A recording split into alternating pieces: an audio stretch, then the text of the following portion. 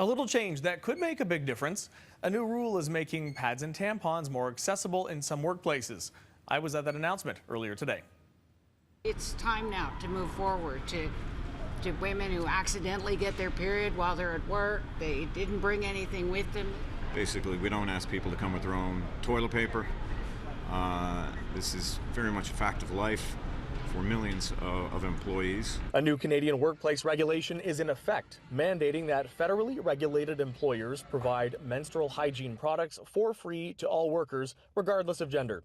Minister of Labour Seamus O'Regan says employees might expect to see these products in washrooms or possibly in other locations. Three criteria that we have are that they be made available free, that they're accessible to employees, and that they're accessible in a private place. For a lot of workplaces, I imagine that will be washrooms, but it can be wherever they choose to do it. I think we know that, like so many things that we do for the federally regulated sectors, that what we do as government then migrates into the private sector.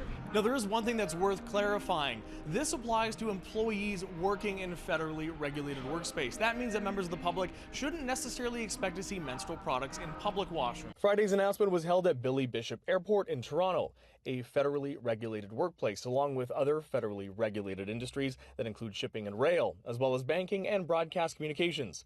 The new rule also applies to Crown corporations and federal government buildings, in all applying to about 6% of the Canadian workforce. As for companies that haven't yet provided period products to workers, the ministers say they're holding off for a while on issuing fines. You know, it'll occur over time. I think most employers are just going to want to do this, and I think their employees now are aware.